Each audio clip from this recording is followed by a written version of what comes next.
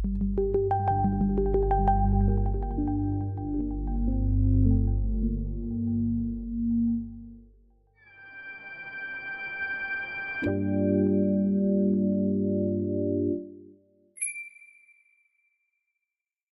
you for the opportunity to present the study that we have made about a year ago, funded by the Austrian Climate and Energy Fund.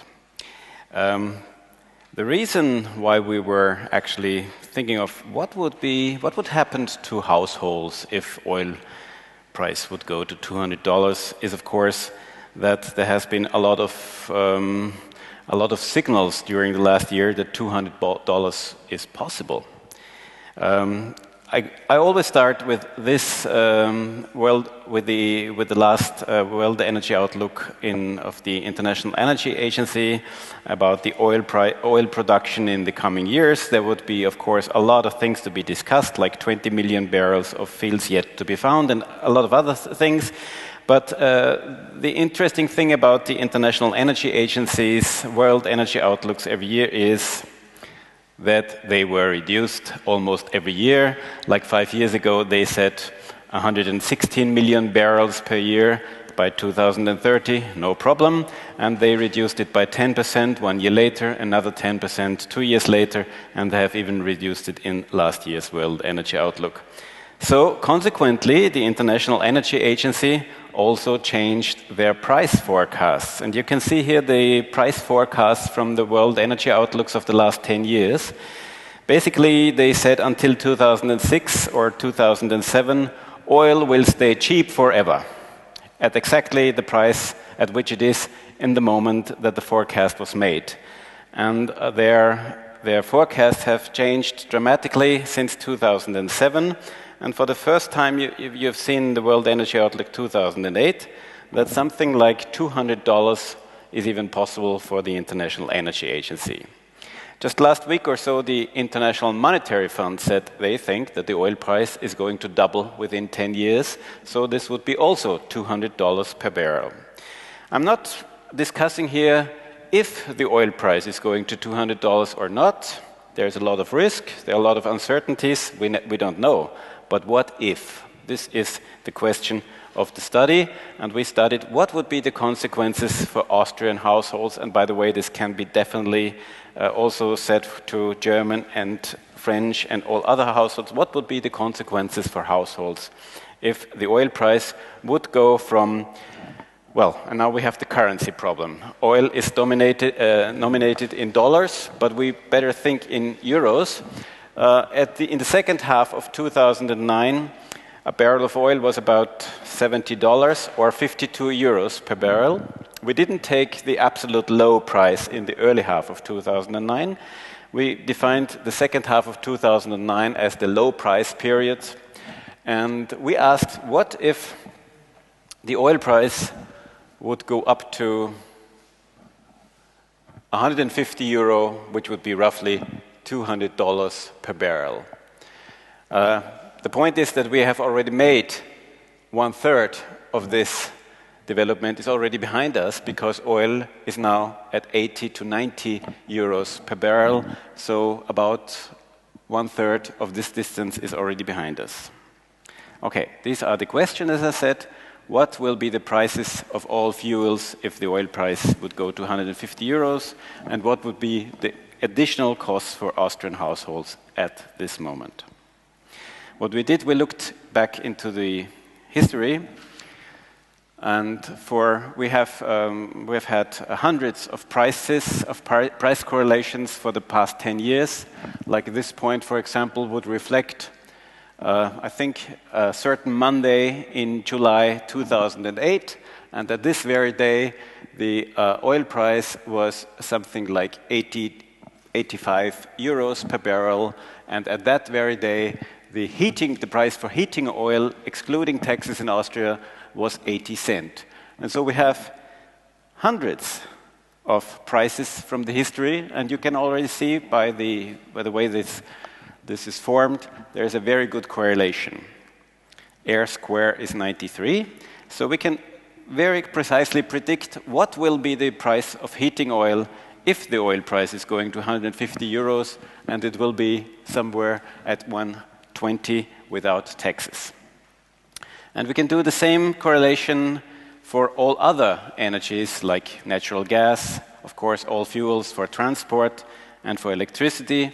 And here on this graph you can see what were the prices in the second half of 2009 and what will be the prices in a scenario of 150 euros per barrel.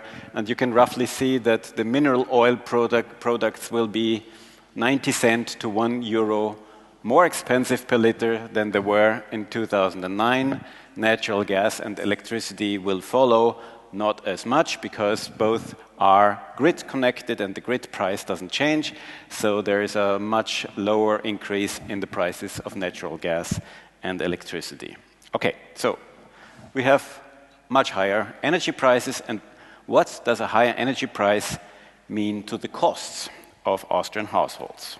And we defined 6 different typical households, 2 in an urban area, 2 in suburbia, 2 in residential, in rural areas. We made various assumptions about the energy consumption of the households, depending on the quality of the house, depending on the family size. We, of course, made variations on the kilometers these people drive in cars, between almost nothing or only 3,000 kilometers to 30,000 kilometers per year. 15,000 kilometers per year is average in Austria for a family. And we, of course, made different assumptions about how their houses are heated with natural gas, with heat pumps, with pellets or wood, and, of course, also some with heating oil. And this is the result. And you can see that the additional costs, not the costs, the additional costs, additional to what they have already paid in 2009, are between some 100 euros per year to more than 5,000 euros per year. Now, this unlucky household is one in the countryside. He's driving 30,000 kilometers per year, as we use about 6.3 liter per 100 kilometer. He needs about 2,000 liters per year diesel or gasoline, as 1 liter will be €1 more expensive. The additional costs for mobility will be 2,000 euros more. And this poor family is also heating with heating oil, and these are 700,000 households in Austria still heating their houses with heating oil, and the average consumption is 3,000 liters per year. So 3,000 liters of heating oil will be almost 3,000 euros more expensive. And what you can also see, of course, is that the heating oil households are, of course, the ones that are really on the bad side of the thing, and the natural gas or the heat pump or here the biomass heated households are in a much better position. But what you can also see is that the rising costs for electricity in blue are almost irrelevant. And it's one thing that I always hate in the discussion, that when we talk about Energiewende, we're only talking about electricity, but 80% or even more of our energy system has nothing to do with electricity. 80% of our energy system is for heating, for driving around, for producing goods, has nothing to do with electricity. And we must not think if we put some photovoltaic panels on the roof, this is Energiewende. It's not. It's the way we heat and the way we drive that is decisive for the costs of households in the future. And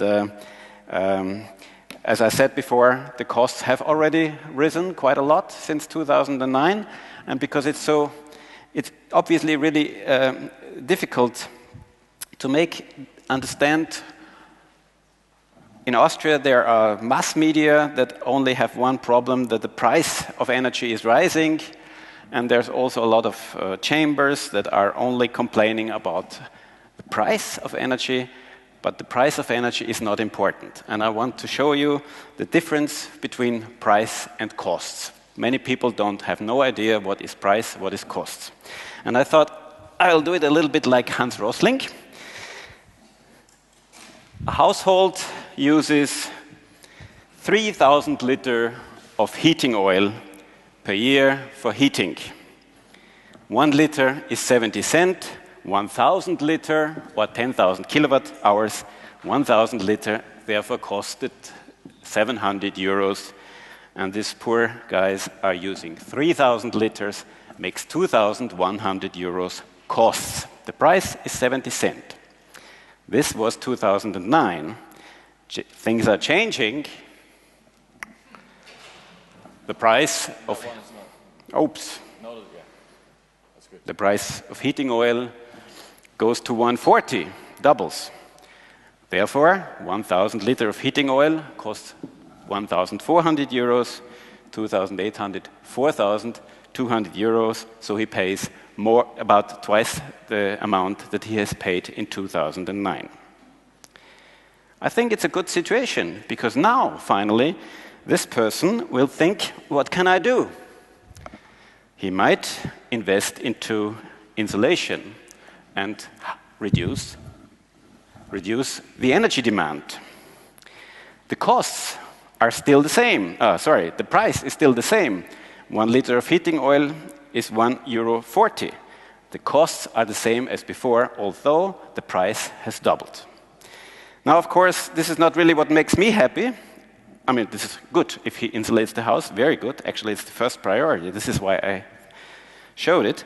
But I would be really happy if this guy also exchanges his heating system and buys, for example, a CO2-neutral pellet, might also be a wood chip or a logwood boiler, where the price is, and this is true in Austria, half of the price of heat, is even less than half. 1 kilowatt hour of pellets costs less than half of heating oil. So this household now has reduced the energy demand by half and has switched to an energy carrier which is even bigger than oil, which is even lower than the oil price was before. So they have actually reduced their costs also. The oil price has doubled.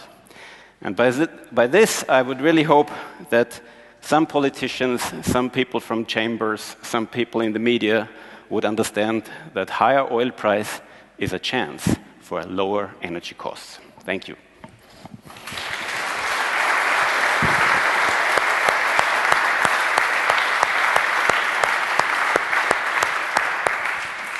Well, we ask Olivier and Alexander to come to the stage. May I ask you, Michael, what is, on this story, you've been probably heavily involved with talking to different actors in Austria about heating oil and pellet use.